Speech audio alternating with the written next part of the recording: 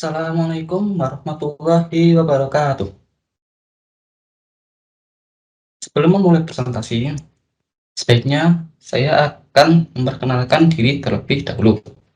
Perkenalkan, nama saya Muhammad Novel Arkan dengan NIM 2406012111373.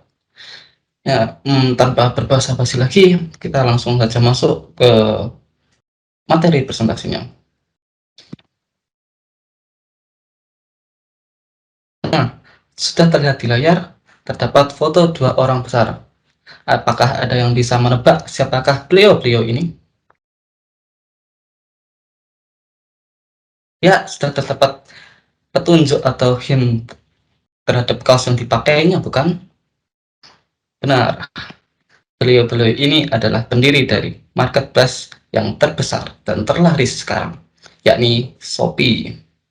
Beliau bernama Forrest Lee dan Chris Feng.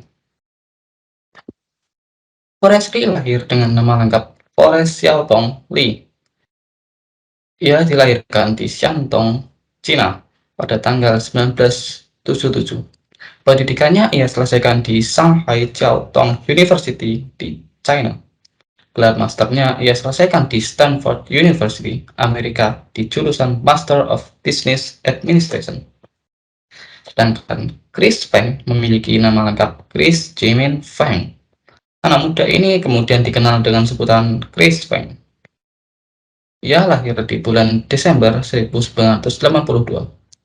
Chris Feng adalah pria asal Singapura yang diketahui pernah mengenyam pendidikan di National University of Singapore dan mengambil bidang ilmu komputer.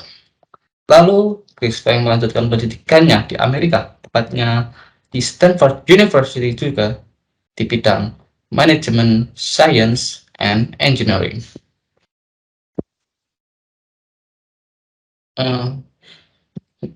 Saya terinspirasi dari beliau-beliau ini karena mereka sukses merubah bentuk pasar yang dulunya masih banyak perdagangan secara tradisional menjadi perdagangan secara digital. Dampak tersebut sangat nyata dan berarti sekali bagi keberlangsungan usaha manusia dalam berdagang. Pasar digital sangat mudah diakses oleh semua orang, sehingga jual beli menjadi lebih mudah dan efisien. Selain karena kesuksesan, skill mereka juga membuat saya termotivasi untuk terjun ke dalam dunia digital bisnis. Mereka sanggup membuat marketplace yang mereka dirikan bersaing hingga mengungguli pesaing-pesaing mereka terdahulu, seperti OLX, Tokopedia, Lazada, dan marketplace lainnya.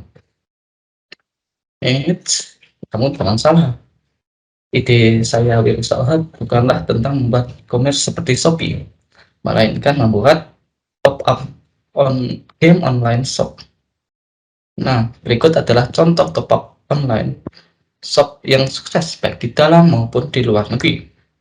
Contohnya yang pertama adalah ini dia, Poda Shop. Lalu yang kedua adalah Unipin. Ya. Kenapa saya milih ide wirausaha pop-up online? Karena anak muda zaman sekarang banyak yang bermain game dan mereka terkadang menghabiskan uang mereka untuk top-up game kesayangan mereka. Menurut saya, bisnis top-up ini sangat bagus pada zaman sekarang. Saya ingin mencoba membuka bisnis toko top-up online saya sendiri dan mengembangkannya.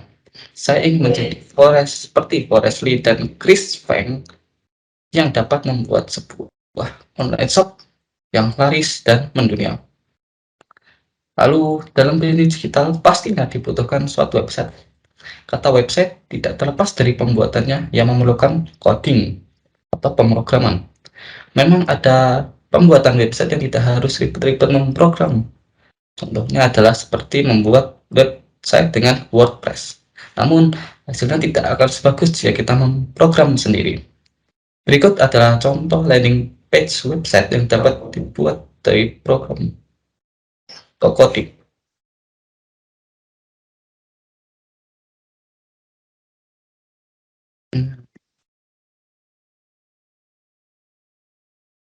menarik dan bagus, bukan? Namun, demi bisa membuat bisnis tersebut, dibutuhkanlah kompetensi dan skill yang memadai. Menurut pencarian data yang telah saya lakukan, terdapat 3 kompetensi dan skill yang harus dikuasai jika saya ingin mengembangkan bisnis top-up online tersebut, yaitu yang pertama adalah pengelolaan data. Skill ini memiliki peranan yang penting dalam mengelola data pelanggan yang masuk. Kita dapat mengelola data pelanggan sehingga memudahkan kita dalam berbisnis. Lalu yang kedua ada coding dan web development. Sudah sewajarnya bagi orang yang ingin membangun bisnis digital web sendiri harus menguasai skill ini. Apalagi bagi mahasiswa informatika. Dengan memiliki skill ini, pembuatan dan pengelolaan web menjadi lebih mudah dan murah karena tidak perlu menyewa orang lain dalam pembuatan dan perawatannya. Lalu yang ketiga, sudah tentu adalah skill digital marketing atau strategi bisnis. Ya, skill ini adalah skill yang paling penting dalam berbisnis di era sekarang. Jika tidak memiliki skill ini, kita tidak dapat membangun dan bertahan dalam dunia bisnis. Pemasaran, penjualan, pengelolaan, dan manajemen sangat diperlukan dalam memulai hingga bertahan dalam bisnis. Nah, dalam memenuhi skill dan kompetensi tadi, tidaklah sedikit waktu yang diperlukan. Orang sukses karena mereka bersungguh-sungguh dalam memanfaatkan waktunya. Mereka bekerja dengan keras dan tidak terjadi secara instan. Pada hari itu, dibutuhkanlah rancangan waktu atau timeline untuk mendapatkan skill dari kompetensi tadi. Nah, yaitu timeline yang pertama adalah pada tahun ini hingga tahun depan. Tahun 2022 hingga tahun 2023, saya akan belajar tentang pengelolaan data. Pada tahun itu juga, kebetulan terdapat mata kuliah basis data di perkuliahan, sehingga saya dapat sekalian belajar tentang data dan bagaimana pengolahannya. Selain itu, saya juga akan sedikit-sedikit belajar tentang web development. Lalu selanjutnya, pada tahun 2023 hingga 2024, saya akan mengasah kemampuan programming web saya hingga dapat membangun sebuah website sendiri.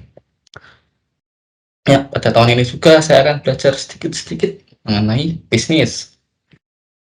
Nah, lalu pada tahun 2024 hingga tahun 2026, saya akan belajar tentang bisnis dan strateginya.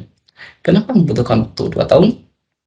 Karena bisnis itu luas dan muncul karena pengalaman. Selain itu, waktu 2 tahun tersebut akan saya gunakan untuk mengembangkan skill-skill sebelumnya, yaitu pemrograman web dan pengolahan data. Setelah belajar dan mengembangkan ketiga skill tersebut, sudah saatnya untuk membuat dan membuka online shop. Waktu yang dibutuhkan sekitar 1 tahun, mulai dari tahun 2026 hingga tahun 2027. Lalu setelah berhasil membangun dan membuka toko online shop, hal terpenting bagi pembisnis adalah untuk mempertahankan dan memberdayakan bisnisnya.